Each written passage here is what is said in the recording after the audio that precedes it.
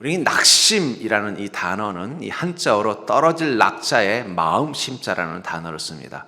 참 너무 문학적인 표현이면서 멋진 표현인 것 같아요. 그러니까 우리가 낙심한다는 게 어떤 거라는 거, 우리 마음이 떨어졌다. 마치 어떤 모습과 같나 생각해 보니까 이 가을에 모든 나무의 실과들이 잘 열려 있는데 그것들이 잘 열려서 이제는 잘 익어서 제 주인을 찾아 이렇게 잘 맛있는 과일이 될 지경에 그만 어떤 것들은 어떻게 돼요? 그 과일이 익은 열매가 땅에 떨어져서 썩어버리거나 열매를 먹는 그 상황. 어찌 보면 그게 낙심하고 닮아 있지 않은가 하는 생각이 들었습니다. 우리도 우리 인생 가운데 어떤 계획을 가지고 있었는데 그 계획대로 인생이 이루어지지 않았을 때 우리 낙심하죠. 우리가 정말 애를 쓰고 최선을 다했는데 돌아온 결과가 너무나 초라하고 보잘것없을 때 낙심을 경험하게 됩니다. 우리가 최선을 다해서 사람들을 사랑하고 그들과 함께 했는데 그들이 나를 오해하고 나를 불신하고 오히려 나를 향하여 불편한 마음을 보여줄 때 우린 낙심하게 됩니다. 또 내일을 향하여 소망을 가지고 나아가려고 하는데 들려지는 소리는, 보이는 상황은 안 좋은 것들만 보일 때 우린 또 낙심하게 된다는 거예요. 어쩌면 지금 세상이 그런 시대인 것 같아요. 인생이 뜻대로 되지 않는 시대. 아무리 애써도 거둬들이는 것이 너무나 형편없고 초라한 시대. 그리고 사람들에게 끊임없이 실망하는 시대. 내일을 바라보면은 소망이 없어 보이는 이 시대야말로 우리의 마음이 떨어지는 시대일 것입니다. 오늘 본문에 나오는 이 아담도 그런 상황이라는 거예요. 지난주에 이야기한 것처럼 그는 이제 이 에덴이라는 기쁨의 땅에서 추방당해서 에덴의 동쪽에 척박하고 힘든 삶을 살아가는 것입니다. 그 속에서 그나마 그의 마음을 위로하고 소망이 되었던 것은 두 아들이었을 것입니다. 근데 그 아들들마저 하나는 죽고 하나는 죄를 짓고 부모 곁을 떠나 가출을 한 상태에서 그에게 남은 것은 아무것도 없는 낙심의 마음이었을 것입니다. 근데 그 마음 가운데 하나님이 오십니다. 하나님이 오셔서 그를 위로하십니다. 어쩌면 오늘 본문의 이 성경은 하나님이 인간을 향해 처음으로 행하신 위로, 바로 그 위로의 특징을 보여주고 있다고 생각합니다. 저는 그리스도인의 복은 바로 이 아담의 복과 같다고 생각해요. 시편 18편 16절에 보면 그가 높은 곳에서 나를 펴사 나를 붙잡아 주시며 많은 물에서 나를 건져내셨도다. 갑자기 불어난 홍수에 당황하고 어쩔 줄 몰라 하는데 저 높은 곳에 나를 잡아주는 것처럼 내가 떨어지지 않고 그 물에 빠져서 익사하지 않도록 지켜주시는 주님의 손처럼 우리 인생에 낙심될 수밖에 없는 그 상황 가운데 하나님이 나를 붙잡고 계신다는 그 사실을 깨달았을 때 얼마나 큰 위로가 되겠습니까? 바로 이 아담도 그랬다는 거예요. 두 아들의 비극 가운데 낙심될 대로 낙심돼서 하루하루 사는 것이 절망과 지옥같이 느껴지는 그 순간 하나님은 셋이라는 자녀를 허락하시고 그리고 그의 남은 생 가운데 하나님께서 여러 자녀라는 이 상징을 통해서 여전히 하나님의 위로하심이 그와 함께하고 있음을 보여주었을 때 그는 하나님의 위로하심을 힘입어서 에덴 동쪽이라는 척박하고 힘든 땅의 시간들을 그래도 웃을 수 있으며 그래도 감사할 수 있으며 그래도 평안을 지키면서 살 수 있었다는 것입니다. 전 그런 의미에서 우리는 이 땅이 비록 에덴은 아니지만 그래도 살아갈 수 있는 힘은 바로 하나님의 위로하심이 우리 가운데 있기 때문이라고 저는 믿습니다. 그렇다면 하나님께서 이 아담의 낙심된 마음을 붙잡아 주신 것처럼 이 땅의 아담인 우리를 하나님께서 그 낙심 속에서 붙잡아 주시는 그 위로하심을 경험할 때 그 하나님의 위로하심은 어떤 특징을 가지고 있을까요?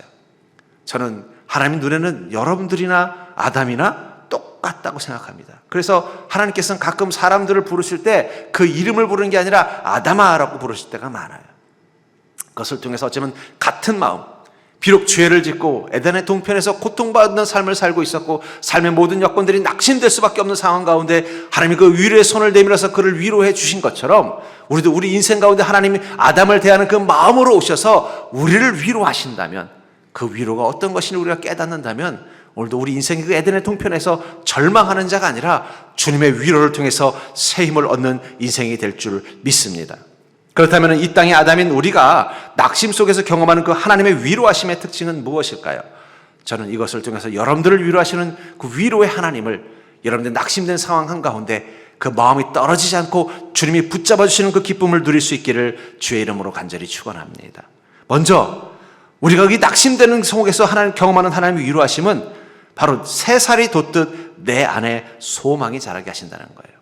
하나님 우리를 위로하실 때 마치 상처받은 이 부위에 새 살이 돋아나는 것처럼 하나님께서 우리 마음 가운데 소망이 자라도록 위로하신다는 것입니다. 본문의 25절에 보니까 아담이 자기 아내와 동침하매 그가 아들을 낳아 그 이름을 셋이라 하였으니 이는 하나님이 내게 가인이 죽인 아벨 대신에 다른 씨를 주셨다 함이며, 아까도 말한 것처럼 이 가인과 아벨의 이 비극은 아담에게는 절망이고 낙심일 것입니다. 그런 그에게 하나님이 세 번째 자녀인 셋을 탄생하게 했다는 거예요. 언제 탄생하게 했어요? 절망하고 있을 때, 자녀들로 인해서 절망하고 있을 때, 자식의 문제로 고통받고 있을 때 위로의 자녀를 통해서 이 절망에서부터 벗어나도록 도와주셨다는 거예요. 그랬기 때문에 더 귀했을 것입니다. 만약에 아벨과 가인이 잘 살고 부모에게 효도하고 아무 문제 있었으면 셋이 태어난 것이 이렇게까지 감동이 되지 않았을 거예요. 근데 지금 너무 힘들기 때문에, 너무 고통스럽기 때문에 그때 하나님이 주신 이 셋은 그에게 소망이 된 것입니다. 이 소망이라는 것은 마치 상처부에 돋는 새 살과 같습니다. 여러분, 살이 잘 자란다고 해서 그게 우리에게 기쁨을 주지 않을 수도 있지만, 그러나 우리가 상처를 받았다면, 고통을 받고 있다면 그것이 위로가 되는 것처럼 어쩌면 사람들의 마음 가운데 소망이 갈급하다는 건 지금 우리가 처한 환경이 어떻다는 거예요. 너무 힘들고 낙심된다는 뜻일 수도 있습니다. 여러분, 박셀이라는 골프 선수 잘 아시죠? 여러분, 골프 치시는 분, 제가 보니까 우리 교인 중에 골프 치시는 분 그렇게 많지 않을 겁니다. 저도 골프를 모릅니다. 그래도 박세리 씨는 잘 알아요. 어떻게 골프도 모르는데 박세리 씨는 잘합니까? 그래서 골프가 그렇게 아주 대중적인 스포츠도 아닌데 그 이유가 있어요. 1998년도 이 박세리 씨가 미국의 그 LPG 투어에서 우승한 사건이 있습니다. 그때 이 맨발로 이 벙커라고 하더라고요. 그래서 물속에 들어가서 이렇게 공을 쳐낸 이것으로 극적인 우승을 했던 이 사건. 근데 왜 그것에 전 국민이 열광을 했느냐? 그때가 바로 IMF 터진 다음이었거든요. 모두가 낙심해 있었던 거예요. 그러니까 그 마음속에 어떤 마음이 있어요? 우리는 안 될 것 같다. 우리 지금 잘 살 줄 알았더니 대한민국이 한계가 온 것 같다. 우리가 감히 선진국이 된다는 건 상상도 못하겠다라는 낙심이 모든 국민들의 마음 가운데 있었는데, 그 당시 때 우리나라가 이 골프 인구가 많지 않았어요. 골프는 이제 소수의 좀 부유층들이나 하는 운동이라고 생각했는데, 그것도 한국 여성이 저 미국에 가서 세계적인 골프가 있는 그 땅에 가서 제일 유명한 이 시합에서 극적으로 우승하는 걸 보니까, 야, 우리는 할 수 있구나. 이 소망이 생겼기 때문에 골프의 골자도 모르는, 골무밖에 모르는 할머니들도 박세리를 보고 기뻐했던 그 이유가 뭐예요? 그 소망의 힘이라는 거예요. 그러니까 낙심이 있을 때 그 낙심에 새 힘을 주는 것은 소망입니다. 그것을 알기 때문에 주님은 어떻게 하셔요? 우리가 낙심되고 절망되고 어려울 때일수록 우리 안에 무엇을 주는 거예요? 이 소망을 주신다는 거예요. 비록 이 에덴 동쪽의 땅은 비극의 땅이며 그것은 어쨌든 아담과 하와가 죄를 범하면 그 결과로 일어나는 비극이기 때문에 누굴 원망할 수도 없는 상황입니다. 그러나 그 속에서 중요한 것은 여전히 에덴 안에 머물 때나 지금이나 하나님의 사랑은 동일하다는 거예요. 비록 그들이 사는 삶이 에덴의 동쪽이라는 척박한 땅이고 그들에게 일어나는 이 모든 비극이 죄로 말미암아 일어난 비극이기 때문에 감히 누구를 원망할 수도 하나님을 원망할 수도 없는 상황이지만, 여전히 에덴 안에 있을 때나 바깥에 있을 때나 하나님은 아담과 하와를 동일한 사랑으로 사랑하고 계셨다는 거예요. 그것을 어떻게 보여주신 거예요? 그 셋이라는 자녀를 통해서 보여주셨다는 거예요. 여러분들, 우리가 힘든 시절, 마치 에덴의 동쪽의 척박한 삶과 같은 힘든 시절을 살 때든지, 혹은 그것이 내 결과가 내가 잘못된 선택과 판단을 따라 일어난 결과일지라도 하나님의 사랑은 여전히 나와 함께 계심을 믿는 믿음 되기를 주의 이름으로 축복합니다. 그게 바로 소망입니다. 하나님 나를 사랑하신다는 것. 하나님의 사랑은 우리 인생 가운데 어떻게 해요? 새 살이 돋듯 소망을 주신다는 것입니다. 그래서 시편 60편 5절에 보면 나의 영혼아 잠잠히 하나님만 바라라. 무릇 나의 소망이 그로부터 나오는도다. 자기의 영혼을 향해서 뭐라고 말하고 있어요? 넌 지금 잠잠히 하나님만 바라보라는 거예요. 그렇습니다, 여러분들. 지금은 우리가 무엇을 해야 될 때일까요? 세상을 바라보면 참 척박한 시간, 우리가 낙심할 수밖에 없는 일들이 많은 시간을 살고 있지만, 이럴 때일수록 우리에게 정말 필요한 믿음의 지혜는 잠잠히 하나님만 바라봐야 하는 것입니다. 우리 옆 사람 보고 이렇게 인사해 볼까요? 너무 우왕좌왕하지 말고 잠잠히 하나님만 바라봅시다. 여러분, 지금은 우리가 잠잠히 하나님만 바라볼 때예요. 막 뭔가 해보려고 발버둥 칠 필요 없습니다. 여러분, 물에 빠져서 허우적거리면 더 빨리 가라앉아요. 차라리 물에 빠졌을 때 어떻게 해요? 그냥 가만히 누워서 잠잠히 하늘 쳐다보면은요, 웬만한 몸무게면 다 뜹니다. 그게 미치예요. 이럴 때일수록 어떻게 해요? 그러니까 잠잠히 하나님만 바라보는 믿음이 필요하다는 거예요. 지금은 잠잠히 하나님만 바라봐야 할 때입니다. 그리고 지금이야말로 잠잠히 하나님만 바라봐야 할 이유예요. 내 힘으로는 해결할 수 없는 이 낙심의 시간들 가운데서 우리가 할 수 있는 유일한 할 수 있는 방법은 하나님을 바라보는 것뿐이라는 거예요. 그렇기 때문에 뭐라고 말하고 있습니까? 무릇 나의 소망이 그로부터 나오는도다. 여러분들, 하나님 우리를 위로하실 때 하나님만 바라볼 수밖에 없는 시간, 하나님은 바라보는 것밖에는 할 수 있는 것이 없는 이 시간에 하나님은 소망을 우리에게 허락하십니다. 전 주님이 주는 그 소망을 가지고 다시 한번 이 낙심의 때에 일어설 수 있는 믿음 되기를 주의 이름으로 축원합니다. 모든 게 다 낙심돼도 내 안에 소망은 계속 새살 돋듯이 하나님이 살아나게 하실 거예요. 그 소망만 가지고 있다면 어떻게 돼요? 우리는 다시 하나님이 주시는 그 축복의 날을 향하여 나아갈 수 있는 것입니다.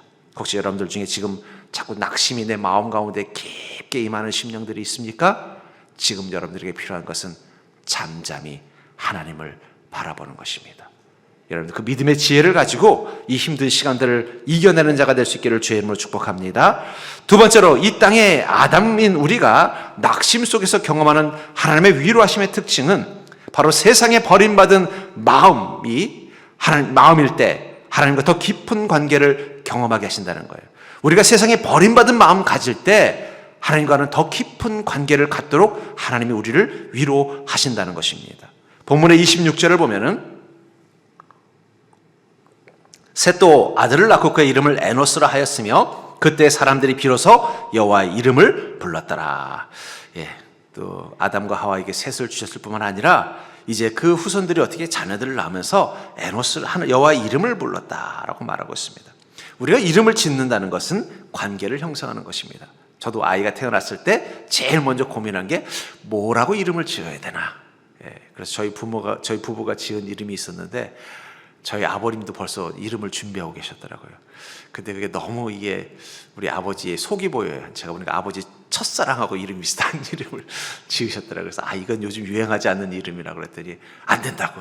철제는 무조건 내가 지어야 된다고. 그래서 저희가 할 수 없이 양보를 했습니다만, 그러니까 이름을 짓는다는 건 뭘 의미하는 거예요? 관계를 형성하는 거예요. 그래서 여러분 친한 동생끼리 만나면 뭐라 그래요? 아이고 아무개 씨 오랜만입니다 이럽니까? 야 하면서 개똥아 별똥아 하면서 별명 부르는 건 뭐예요? 그만큼 친밀한 관계라는 것을 의미하는 것입니다. 그런 의미에서 성경에도 보면은요, 하나님이 우리의 이름을 불러주실 때가 있고 우리가 주님의 이름을 부른다는 단어가 나온다는 거예요. 그 얘기는 뭐예요? 그 이전보다 더 친밀한 관계로 나아가고 있다는 표현이라는 거예요. 그래서 창세기 35장 10절에 보니까 하나님이 그에게 이르시되 내 이름이 야곱이지만은 내 이름을 다시는 야곱이라 부르지 않겠고 이스라엘이 내 이름이 되리라 하시고 그가 그 이름을 이스라엘이라 부르시고, 이 야곱이라는 말은 이 속이는 자라는 뜻을 가지고 있어요. 그러니 이 야곱의 이름을 가지고 사니 야곱이 얼마나 스트레스 받아. 사람들이 뒤에서 이거 야곱 그런 말 무슨 뜻이에요? 또 뭘 속이려나 보다. 저는 그 심정을 이해합니다. 제 이름이 별로 사람들에게 이렇게 호감을 주는 이름이 아니었어. 고민도 많이 했습니다. 저도 장명을 해야 되나. 근데 그냥 아버님이 주신 이름이니까 감수하자. 근데 오늘 하나님이 오셔서 이름 바꾸라 하면 전 그때 바꿀 생각입니다만, 야곱도 아마 그런 마음이었을 거라는 거예요. 사람들마다 야곱이라고 부를 때마다 어떤 거예요? 나를 속이는 자로 보는 거 아니야? 그게 어떻게 돼요? 사람들과의 관계 속에서 마치 나를 무시당하는 것처럼 느꼈을 거예요. 그런 그에게 하나님이 오셔서 뭐라고 하는 거 아니다. 너는 이제부터 이스라엘이라고 해라. 하나님과 더불어 승리한 자. 얼마나 멋진 일입니까? 하나님과 더불어 승리한다는 건 이건 최고의 인간이 들을 수 있는, 신을 이긴 자. 그건 그 당시에 인간으로서 들을 수 있는 최고의 이름이라는 거예요. 그걸 누가 지어주신 거예요? 자기가 지었다면 죄와 교만이지만 하나님이 지으셨다는 거예요. 넌 이스라엘이라고 해라. 그리고 누가 제일 먼저 불렀어요? 거기서 뭐라고 하냐면 이스라엘이 내 이름이 되리라 하시고 그가 그의 이름을 이스라엘이라 부르시고, 하나님이 먼저 불러주셨다는 거예요. 이스라엘아. 그것이 야곱에게는 얼마나 큰 위로가 됐겠습니까? 사람들은 나를 야곱, 별 볼 일 없는 사람, 속이는 사람, 천덕꾸러기, 정말 무능한 존재, 쓸모없는 인생이라는 비아냥의 의미로 나를 부르고 있는 그 시점에 하나님은 나를 누구라고 부르시는 거예요? 이스라엘이라고 불러주신다는 거예요. 또 우리가 하나님의 이름을 부른다는 건 우리가 부르는 것이 아닙니다. 하나님이 부르시도록 허락하는 것입니다. 예, 어떤 특별한 사람이 어떤 사람들에게 인정이 있고 인기가 있고 좀 이렇게 존중받고 또 어떤 사회적인 명성이 있는 사람이 오늘 저랑 관계를 맺으면서 아이고 뭘 그렇게 부르십니까? 그냥 회장님 이렇게 부르지 말고 형이라고 부르세요. 이러면은 그다음부터 어떤 관계가 되는 거예요? 아주 특별한 관계가 되는 거예요. 그러니까 여호와 이름을 불렀다는 것은 내가 이제부터 여호와 이름을 불러야겠다가 아니라 하나님이 허락하신 것입니다. 감히 부를 수 없는 거죠. 하나님이 허락하셨다는 것은 하나님께서 더 가까이 오셨다는 증거라는 거예요. 또 마태복음 1장 20절부터 21절에 보면은 이 요셉이 마리아를 데리고 올 것인가 말 것인가를 고민하는 장면이 나올 때 이 일을 생각할 때 주의 사자가 현몽하여 이르되 다윗의 자손 요셉아 내 아내 마리아 데려오기를 무서워하지 말라. 그에게 잉태된 자는 성령으로 된 것이라. 아들을 낳으리니 그 이름을 예수라 하라. 이는 그가 자기 백성을 그들의 죄에서 구원할 자이심이라 하니라 하면서 하나님께서 어떻게 했습니까? 요셉에게 와서는 예수님이 탄생할 것을 말씀하시고는 뭐라고 말씀하시는 거예요? 그 이름을 예수라고 해라. 하나님이 이름을 부르도록 허락하신 것입니다. 그리고 실제로 요셉은 태어난 성자 하나님을 예수라고 부르기 시작하신다는 거예요. 그러면서 가족이 되는 특별한 관계를 갖게 된 것입니다. 그런데 이때는 어떤 상태예요? 요셉의 입장에서는 사람들에게 상처받았을 때 믿었던 마리아에게 생각지 못했던 자기랑은 한 번도 손 한 번 잡아본 적이 없는데 잉태를 했다는 소문이 들려오니까 얼마나 배신감이 컸겠어요. 그렇잖아요. 그러니까 어떻게 해요? 이걸 파혼을 해야 되나? 분명히 가족들 중에도 그런 사람이 있을 거예요. 야, 이거 어떻게 된 거냐? 네가 이거 배신당한 거 아니냐? 하면서 이제 수근거리는 소리를 들 때 얼마나 마음에 상처가 되고 이제 곧 결혼할 날이 얼마 안 남았는데 상처가 되고 실망감이 느끼고 그 사랑에 대한 배신감을 느끼면서 이걸 파혼을 어떻게 해야 되나 막 고민하고 있을 때 주님이 오셔서 뭐라고 말하는 거예요? 그 마리아의 뱃속에 있는 이는 인간에 의해서 잉태된 게 아니라 성령으로 잉태된 성자 하나님이라는 거예요. 그러니 너는 마리아를 아내로 맞아들이고 그 태에서 태어난 생명을 예수님이라고 불러라. 그 말을 듣는 순간 아마 요셉의 마음속에는 하나님의 큰 위로가 생겼을 것입니다. 바로 어떤 순간이에요? 하나님의 음성을 경험하는 거예요. 그러니까 여러분들 우리가 주님의 이름을 부를 수 있다는 건 얼마나 큰 축복일지 몰라요. 우리가 사람들에게 상처받고 실망될 때 주님은 오셔서 뭐라고 불러요? 아무개야 너 힘들지? 그럼 우리는 뭐라고 말해요? 예 주님, 예 예수님, 예 하나님, 예 성령님 나 힘들어요. 주님의 이름을 부를 수 있다는 것, 그것은 주님이 우리에게 가까이 오셔서 우리가 이 상처받은 마음 가운데 주님이 안아주시고 위로하심을 경험하는 복이라는 거예요. 그렇기 때문에 사랑하는 성도님들, 세상에서 여러분들이 너무너무 많은 상처를 받을 때, 특별히 인생 살면서 사실은 일도 힘들지만 일 가운데 엮인 사람들에게 상처받을 때가 더 낙심되잖아요. 그렇죠? 일이 힘든 건 좀 버텨보겠는데 그 과정에서 내가 믿고 의지하고 그래도 사랑했던 사람들에게 실망하거나 상처받으면요, 그건 너무너무 큰 상처가 된다는 거예요. 근데 그때 주님이 이렇게 말씀하신다는 거예요. 내가 있지 않니? 너에게 결코 실망 주지 않는 내가 있지 않니? 너에게 결코 상처 주지 않는 내가 있지 않니? 너는 그럴 때 내 이름을 부르라. 어쩌면 그런 의미에서 로마서 10장 13절에 누구든지 주의 이름을 부르는 자는 구원을 받으리라. 주의 이름을 부르는 자, 우리가 주님의 이름을 부를 수 있다는 것은 바로 주원의 이름으로 다가오시는 주님을 만나서 주님의 위로를 경험할 수 있다는 것입니다. 그러니까 사랑하는 성도님들, 자꾸 여러분들을 실망시키고 낙심시키는 사람들이 있죠. 그 이름을 마음속에 떠올리지 마시고 그 마음이 생길 때마다 누구의 이름을 떠올리면 돼요? 하나님의 이름, 예수님을 부르십시오. 주님.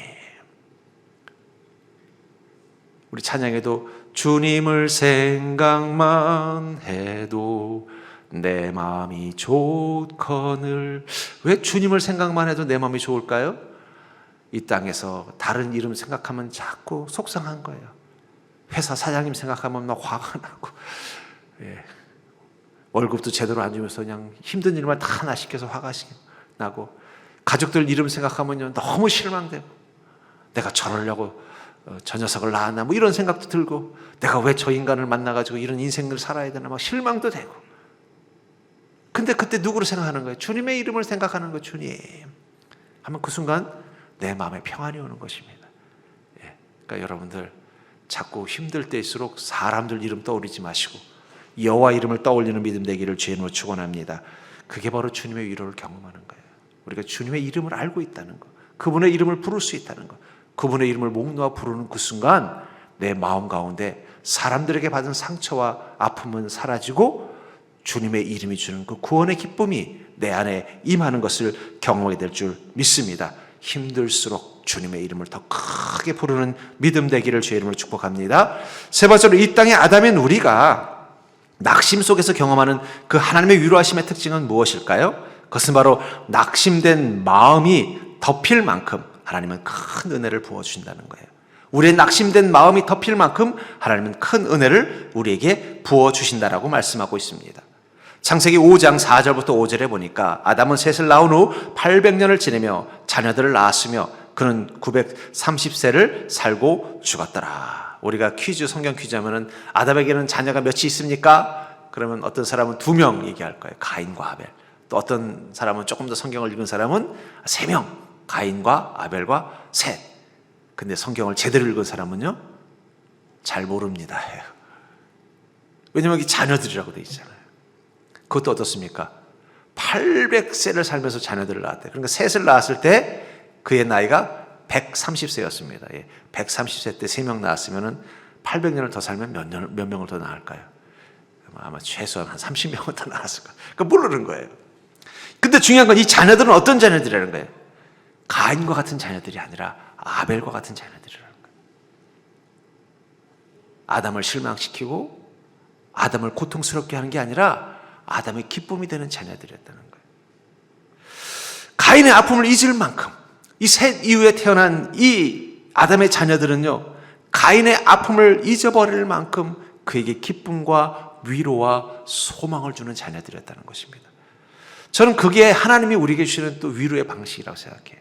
우리가 인생에서 낙심됐을 때, 절망했을 때 그걸 잊어버릴 만큼 큰 은혜를 부어주십니다. 그러니까 여러분들이 내가 지금 너무 지쳐있고 너무 낙심돼 있고 너무 힘들다면은요, 이 마음을 좀 잠깐 멀리서 한 발째 보면서 이 힘든 마치 패인 웅덩이와 같은 이 마음 가운데 하나님께서 그것이 덮일 만큼 큰 은혜를 언제 부어주시나. 제가 전에 이 산불이 난 이 지역의 산을 한번 가게 된 적이 있어요. 이제 산 전체는 아니지만 한 지역이 이제 전체가 다 불이 나서 이제 나무들이 다 새카맣게 타버린 거예요. 그래서 이제 곧 그 나무들을 다 베어버리고 이제 새롭게 나무를 심어야 되는. 어떻게 보면 좀 흉물스러울 수 있죠. 근데 그때 눈이 많이 왔어요. 그러니까요, 까맣게 탄 그 땅에 눈이 쫙 내리니까 어떻습니까? 이거 이 흑백이 너무 멋있더라고요. 제가 사진도 찍었는데 그만 잃어버렸습니다만, 까만 나무에 타버려서 거의 수치될 때처럼 까매진 나무에 하얀 눈이 가지마자 덮이니까요, 그게 살아있는 나무보다 더 멋있더라고요. 이건 도저히 이거는 볼 수 없는. 왜냐면 생각해보세요. 새까맣게 타버린 바닥에 새까맣게 타버린 나무에 하얀 눈이 속히 내리니까 흑백의 이 대조가 너무 그림 같은 거예요. 제가 그걸 못 잊습니다. 그래서 하나 찍었는데 이게 없어져 버렸어요. 제가 그걸 보면서 하나님의 은혜는 그렇겠구나. 이 까맣게 타버린 내 마음 가운데 하나님의 은혜가 흰 눈처럼 가득 내리면요, 그게 내 인생을 더 멋지게 느껴지게 만들어주는 힘이 되는구나. 아담이 이 절망과 낙심을 이겨낼 수 있었던 힘은 뭐예요? 바로 거기에 있었다는 거예요. 하나님은요, 우리가 이 상심과 낙심의 마음에 연연하게 살지 않도록 그걸 덮을 수 있을 만큼 큰 은혜로 우리를 위로하시지, 그걸 여전히 기억하면서 후회만 살도록 쬐끔쬐끔 은혜 주시는 분이 아니라는 것입니다. 그래서 욥기 40편 10절에 보니까 욥이 자녀들을 잃고 아내와 또 병들고 사업을 잃어버려서 절망을 극복할 수 있도록 하나님의 은혜를 베풀어 주신 장면을 이렇게 말하고 있어요. 욥이 그의 친구들을 위하여 기도할 때 여호와께서 욥의 곤경을 돌이키시고 여호와께서 욥에게 이전 모든 소유보다 갑절이나 주신지라. 왜 갑절이나 주셨을까요? 그래야 잃어버린 것에 대한 절망과 낙심의 마음을 덮이기 때문이에요. 그게 위로입니다. 하나님의 위로는요, 그냥 매운맛에 그냥 살짝 단맛 느끼는 게 아니라 그 매운맛을 잃어버릴 만큼 풍만하고 충만한 게 바로 그 하나님의 위로하심의 특징이라는 거예요. 그래서 이사야서 61장 1절부터 3절에 보면은 주 여호와의 영이 내게 내리셨으니 이는 여호와께서 내게 기름을 부으사 가난한 자에게 아름다운 소식을 전하게 하려 하심이라. 나를 보내사 마음이 상한 자를 고치며 포로된 자에게 자유를, 갇힌 자에게 노임을 선포하며 여호와의 은혜 해와 우리 하나님의 보복의 날을 선포하여 모든 슬픈 자를 위로하되 무릇 시온에서 슬퍼하는 자에게 화관을 주어 그 죄를 대신하며 기쁨의 기름으로 그 슬픔을 대신하며 찬송의 옷으로 그 근심을 대신하고 그들이 의의 나무 곧 여호와께 심으신 그 영광을 나타낼 자리로 일컬음을 받게 하려 하심이라. 제가 그래서 그 산불이 났던 그 산을 다시 간 적이 있습니다. 몇 년 후에 갔더니 그 동네가 바뀌었더라고요. 새까맣게 탄 나무들은 다 없어지고 거기 다시 새롭게 좋은 나무들이 잘 자라고 있었고 그 다 재만 남았던 그 땅에는요 다시 좋은 풀들이 자라고 있고요. 여전히 새소리와 동물 소리가 들리는 걸 보면서 이게 하나님이 회복하시는 방식이구나. 이사야서에서도 마찬가지예요. 하나님의 영이 내리는 시간, 주님의 은혜가 임하는 시간, 예수 그리스도 그분이 오신 이 시간은 우리 안에 이 상처받은 마음들이 하나님의 은혜로 덮이고 회복되는 그 기쁨, 그래서 슬퍼하는 자에게 화관을, 제 대신 기쁨이 채워지는 그 기쁨, 슬픔 대신에 찬송의 옷이 채워지는 그 기쁨, 그 기쁨을 주님은 주시기 위해서 우리와 함께 하시고 우리와 함께 하시기 위해서 영으로 우리 가운데 임하셨다는 거예요. 여호와의 영은 성령님이십니다. 성령님이 우리 가운데 왜 오셔요? 주님께서 우리와 함께 하시기 위해서라는 거예요. 이 실망뿐인 아담의 심령, 그의 마음이 얼마나 낙심과 실망되는지를 하나님 아시고는요 그에게 오셔서 그를 위로한 것입니다. 아까 우리 찬양이 참 저에게 그 가사와 너무 오늘 본문과 말씀이 너무 잘 맞는 것 같아요. 예수로 사는 인생. 이 찬양이 보니까는 삶의 무게가 내 마음을 두르고 버틸 힘 없는 시간을 지날 때 예수만 의지하는 삶되기 원하네 주 붙드네 주의 시선을 거두지 않으사 주의 은혜로 감당케 하시네 예수로 사는 인생 책임져 주시니 주께 맡기네. 왜 우리가 예수로 살아야 되는가? 성령이 우리 안에 오신 것은 이미 타버린 그 산들처럼, 이미 패어버린 그 골짜기처럼, 이미 떨어진 그 낙과처럼 상처와 아픔이 있지만 그것이 우리 인생을 불행하고 고통스럽게 만드는 것이 아니라 그 안에서 감사와 평안과 기쁨을 잃어버리지 않도록 하나님께서 우리를 위로하시기 위해서 영이신 하나님이 우리 가운데 계신 게 바로 성령님이십니다. 그래서 우리는 예수로 사는 인생, 성령님과 함께 사는 인생, 그것이 얼마나 큰 기쁨인지를 깨닫는다는 거예요. 그러므로 사랑하는 성도님들, 어쩌면 지금 마치 가인과 아벨의 비극을 경험하고 그들이 없는 그 빈 집에서 낙심과 절망하고 있었던 아담과 같은 심령이라면 이제부터 주님의 은혜가 쌓일 시간인 것을 기억하는 믿음 되기를 주의 이름으로 축복합니다. 분명한 것은 아담은 93세를 이 땅 가운데 살았어요. 제가 문득 그 생각이 들었어요. 그러면 아담이 에덴 동산에서 산 시간은 얼마나 될까? 뭐 길어야 100년. 왜냐하면 130세 때 셋을 낳았으니까 길어야 100년이고 짧으면 30년도 못 살았겠구나. 만약에 짧은 30년을 살았다면 나머지 900년을 어디서 사는 거예요? 에덴의 동편에서. 모든 게 불편하고 고통과 아픔과 후회가 가득한 그 땅을 살았을 것입니다. 그 속에서 처음 100년은요 고통의 시간이었어요. 가인과 아벨의 비극, 근심과 낙심의 시간이었다면 나머지 800년은요 하나님의 위로를 통해서 기쁨과 감사와 평안을 회복하는 시간이었다는 것입니다. 저는 하나님께서 우리에게도 동일한 은혜로 임할 줄 믿습니다. 비록 지금은 그 처음 100년처럼 내 인생에 낙심이 있지만 이제 100년 지났으니까 나머지 800년은 뭐가 있는 거예요? 하나님의 위로하심이 있는 시간이라는 거예요. 전 여러분들 그 소망 가지고 나가길 바랍니다. 주님께서 여러분들과 함께 계십니다. 주님은 여러분들을 위로하실 것입니다. 그 위로하심이 여러분들의 마음 가운데 실망과 낙심과 근심과 절망에 패인 마음을 덮고 덮어서 오히려 감사와 기쁨과 평안의 삶으로 바꿀 만큼 넉넉할 줄 믿습니다. 그 소망을 가지고 여러분들의 삶을 살아가는 자 되기를 주의 이름으로 간절히 축원합니다.